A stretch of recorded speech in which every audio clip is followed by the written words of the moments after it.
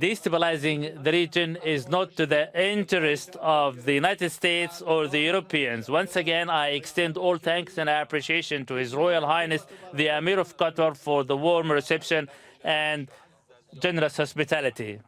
Thank you. So we've just been listening to the Emir of Qatar, Sheikh Tamim bin Hamad Thani, meeting with the Iranian President Massoud Pazeshkian. Now, the message really from that meeting is that certainly the Emir of Qatar urging the international community to act swiftly to pressure Israel to put an end to what was described as the malicious aggression that is playing out in Gaza, but also now in Lebanon. Let's speak to our diplomatic editor, James Bays. He's been following all of this from Doha. And so, James, there is so much fear about the consequences of Iran's attack last night. But listening to the president there, Massoud Pazeshkian, he seems to be reinforcing the message that Iran exercised a great deal of restraint up till now, and this is not a war that Iran wanted. Yes, absolutely. The president, who's only been in office for about 2 months, of course, was elected on a policy of being a moderate and wanting outreach and better relations with the world. And he made it clear in that speech that he's been talking about peace and calm in every single speech that he's made. But he said Israel had forced Iran's hand by its actions. And he talked about their guest in Tehran. That, was, of course, was Ismail Haniyeh, the former head of Hamas, who was assassinated while in Tehran, having just attended the president's inauguration. And he said after that they'd got pressure to try and not respond, and they had shown restraint because they'd been told that there would be in the offing a ceasefire in Gaza, and they were told that don't act, don't respond, because that might upset the plan for a ceasefire in Gaza. He's made it clear in other comments he's made that they feel that they were duped by the international community by doing that, and he says that given the recent events, really there was no other thing for Iran to do other than take the action that it did.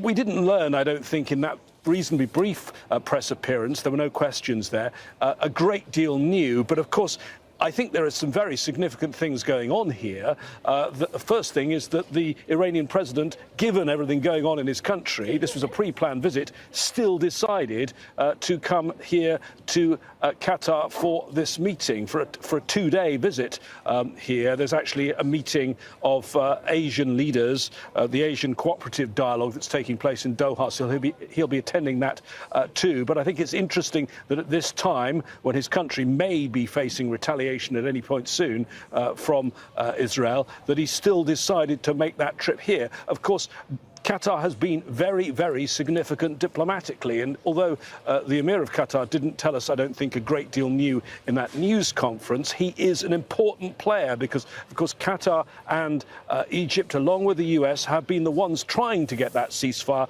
deal for months and months and months, a ceasefire deal between Israel and Hamas, and have been at the centre of the diplomacy. Qatar is a country that can talk to the United States, can talk to Iran, and I think it's significant that the Iranian president decided to continue his plans once Iran decided to make that response with that missile attack that we saw almost exactly 24 hours ago.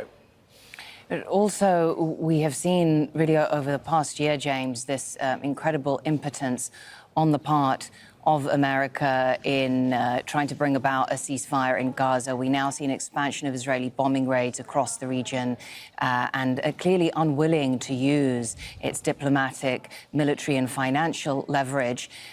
Are we perhaps starting to see a bit more initiative, sort of concern in the region materializing in terms of these regional players coming together to try and find ways of de-escalating the situation in the absence of anything useful or substantive from Washington or Western countries?